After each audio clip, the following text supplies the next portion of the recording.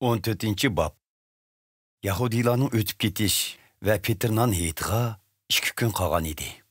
Oliy ruhaniylar va Tavrat ustozlari Hazreti Aysoni hiyli bilan tutib, uchiqtirib etishning chorasini izlashdi. Ular bu ishni et ayam kunlari qilmayli. Bo'lmasa, xalq orasida qalayimqanchilik chiqishi mumkin deyishatdi. Hazreti Ayso Baytaniya yesida ilgari mahav kesdi giribtor bo'lgan Simonning uyida dasturxonda o'tirayotganda, ichiga qimmatlik sop sumbul atri qo'shilangan, oq qosh teshidan yasalgan qutini tutgan bir ayol kirib, qo'ldagi qutini ichib, ichidagi atirni Hazreti Aysoning beshiga quydi. Ba'zilar buningga xafa bo'lib, bir-biriga xushpuroq atirni bundaq isrof qilganning nima foydasi? Bu atirning qimmati bir yillik kirimimizga tang keladi ekan. U setilib, puli kambag'allarga berilsa bo'ladi, deyishib, ayolga topitani qilishga boshildi. Ayolning ixtiyoriga qo'yib etinglar. Uni xijil qilib nima qilasizlar? U men uchun yaxshi ish qildi. Kambag'allar doim oranglarda, ularga qolgan vaqtda yordam qila olaysizlar. Lekin men oranglarda doim bo'lmayman. Ayol chomi yetadigan ishni qildi. Mening dafn qilinishimga tayyorlik yuzasidan badanimga oldin ola atir surkab qo'ydi. Bilib qo'yinglarki, xushxabar dunyoning qayerida yetkazilsa, bu ayol aslinib, uning qilgan ishi tilga elinadi, dedi Hazreti Ayso ularga. Shu vaqtda 12 shogirddan biri bo'lgan Yahuda Ishqariyot Hazreti Aysoni tutib berish maqsadida oliy ruhaniylarning yeniga bordi. Buni anglab, oliy ruhaniylarning g'ilqaqalari ichilib ketdi va uningga pul berishga va'da qilishdi. Yahuda mu Hazreti Aysoni ularga tutib berishga fursat izlashga boshildi. Petrnan heytining birinchi kuni, ya'ni o'tib ketish heytining qurbonlik qilingan kuni, shogirdlar Hazreti Aysoning yeniga kelishib, o'tib ketish heytining tomig'ini qayerga berib tayyorlashimizni xohlaysiz, deb so'radi. U shogirdlardan ikkilanni mundaq deb oldin avatdi. Yerusalimga kiringlar. U yerda ko'zni suv to'shayotgan bir erkishni uchirtsizlar. Uning kaynidan minib, u odam kirgan uyning egisiga, ustozimiz shogirdlarim bilan o'tib ketish heytining tomig'ini yeydigan mehmonlik uy qayerda, deb so'rayotdi, denglar. U sizlarni ustungi qavatdagi ratlik jobdib qo'yilgan bir ig'iz cho'ng uyga boshlab chiqdi. Mana shu uyda heytning tomig'ini tayyor qilinglar. Shogirdlar yo'lga chiqib, shaharga kirdi. Hamma ishlar Hazreti Aysoning aytganidek bo'lib chiqdi. Ular shu yerda tomoqni tayyorlashga kirishdi. Kashqurun Hazreti Ayso 12 shogirdi bilan kelib, dasturxonda o'ltirib, taom ustida. Bilib qo'yinglarki, men bilan bilig'izlanayotgan sizlarning oranglardagi biraylan menga sotqonlik qiladi, dedi. Bu so'z ularni qayg'uga soldi. Ular bir-birlab, men emasdiman, deb so'rdi. Hazreti Ayso ularga, menga sotqonlik qilguvchi, qo'ldagi nonni men bilan birga taqsir to'girgan 12 shogirdning ichidagi biridir. İnsan o'g'li muqaddas yozmalarda yozilganidek olamdan o'tadi. Lekin uningga sotqinlik qilgan kishining holiga voy. U odam tug'ilmagan bo'schu koshki, dedi. Ular tomoq yeyishayotganda Hazreti Ayso bir nonni qo'liga ilib, shukr etgandan keyin uni o'shitib turib, shogirdlarga berdi va "Elinglar, bu mening tenim", dedi. Ondan u qo'lga bir jam ilib, Xudoga shukr etgandan keyin uni shogirdlarga sundi. Hammaylar uningdan ichishdi. Bu mening nurg'un odamlar uchun to'kilib, Xudoning ahdisini tuzadigan qenimdir. Bilib qo'yinglarki, Xudoning podshohligida yangicha sharobdan ichmaguncha bundaq sharobni hargiz ichmayman, dedi Hazreti Ayso. Ular Madiya naqsini etgandan keyin talog'i chiqib, zaytun tig'iga qarab ketishdi. Bu çağda Hazreti İsa şagirdlarga "Hamminglar meni tashlab ketishsizlar.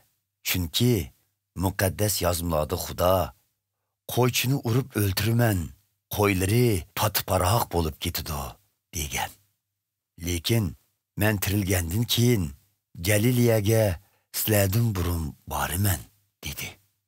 Petrus uningga "Hammaylan sizni tashlab ketsin-mu, men hargiz tashlab ketmayman" dedi. Bilib qo'yginki, bugun kecha Xo'roz 2 qitim chillashdan burun sen mendan 3 qitim tanisan, dedi Hazreti İsa. Lekin Petrus texmo qat'iy talaffuz bilan "Siz bilan birga o'lishga to'g'ri kelsa-mu, sizdan tanmayman" dedi. Qolgan shogirdlarmi shundoq deyishdi. Keyin ular Getsemane degan bir yerga keldi. Hazreti İsa shogirdlarga "Men duo tilovat qilib kelguncha mushu joyda o'ltirib turinglar" dedi. U Petrus, Yaqub va Yuhannani birga elib mangdi. Bu vaqtda uni qayg'u besib, ko'ngli qattiq bearom bo'lishga boshladi. U "Jenim chiqib ketdigandek g'am qayg'uga patdi. Sizlar bu yerda qilib ho'shyor turinglar" dedi. Va sal neriroq berib, yerga bosh qo'yib, mumkin bo'lsa, u kunning o'z beshiga kelmasligiga duo qilib, "Ey suyimlik ota, hammaga qodirsan. Bu azob qadihini mendan yiroqlashtirg'aysan. Lekin bu ish mening emas, balki sening irodang bo'yicha bo'lsin" dedi. U 3 shogirdning yeniga qaytib kelib, ularning mugdab qolganligini ko'rib, Petrusga "Ey Simon, uxlayotamsan? Biror soatmi o'shar tura olmadingmi? Eziq turilishdan saqlanish uchun sagak turib duo qilinglar. Ko'ngil xolaydi, lekin tan ojizdir" dedi. Ondan u yana berib, burunqi so'zlarni takrorlab duo qildi. U shogirdlarning yeniga qaytib kelganda, ularning yana mugdab qolganligini ko'rdi. Chunki ular ko'zlarini ochamay qolgan edi.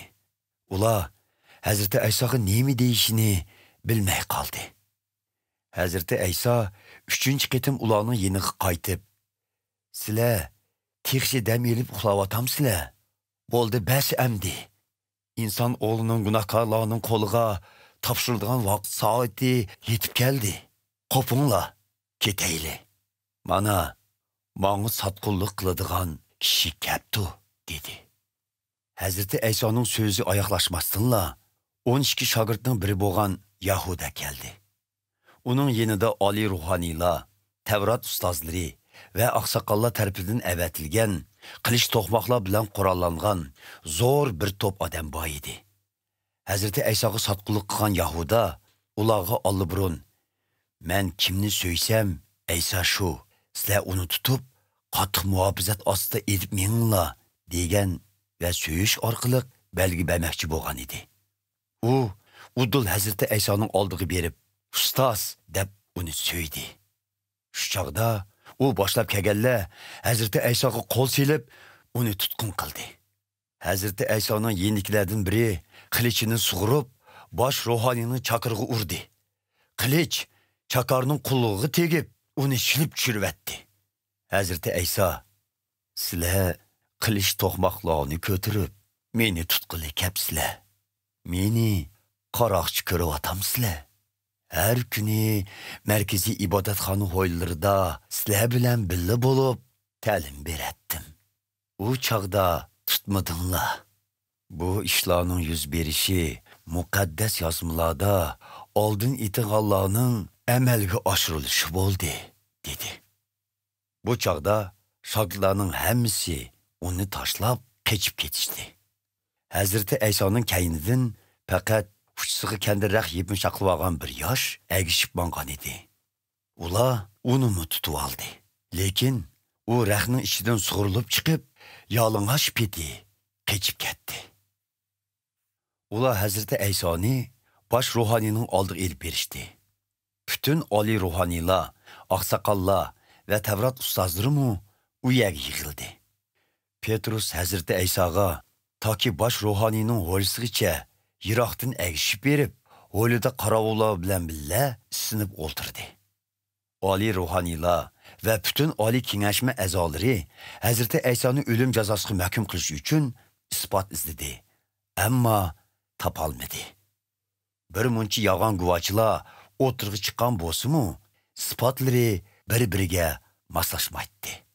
Ularning ba'zilari o'rnidan turib, yolg'on guvohlik berib, biz uning inson qo'li bilan yasalgan bu ibodatxonni buzib tashlab, inson qo'li bilan yasalmagan boshqa bir ibodatxonni 3 kun ichida yasab chiqaman deganligini anladik, dedi. Lekin bu haqdagi guvohliklarmi bir-biriga moslashmadi.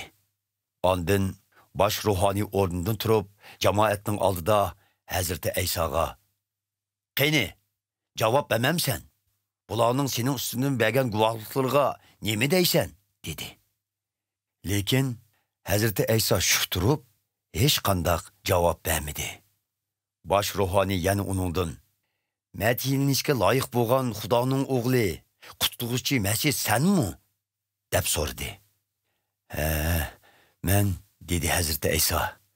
"Sizlar inson o'g'lining Qodir Xudoning o'ng yonida o'tirganligini va ko'kdagi bulutlar ichida keladiganligini ko'rsizlar."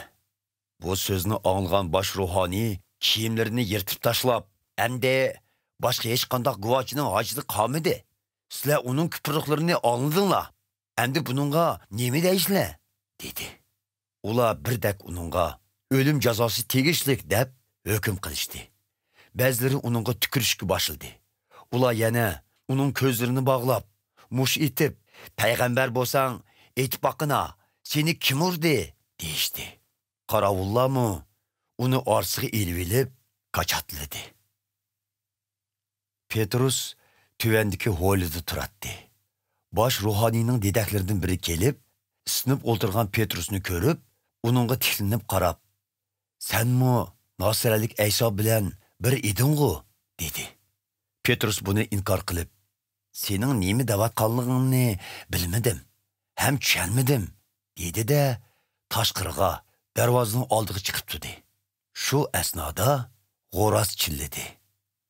Uning tashqarida tug'alg'ini ko'rgan yilqi dedak, u yerda tug'anligi yana, "Bu uning odami-ku", dedi. Petrus yana inkor qildi. Birozdan keyin u yerda tug'anlar Petrusga yana, "Shubhisizki, sen uning shogirdlarining biri, talaffuzingdan sening jalillik ekanliging chiqib turmamdi", deyishdi. Petrus qasam qilib, "Sizlar davatgan odamni tonimayman, bo'lmasa meni Xudo ursin", dedi. Dal shu chog'da g'o'ras ikkinchi qitim chilladi. Petrus Hazreti Aysoning o'ziga, "G'o'ras 2 qitim chillashdan burun sen mendan 3 qitim tonisan" degan so'zni esiga elib, ko'ngli buzilib, yig'lab ketdi.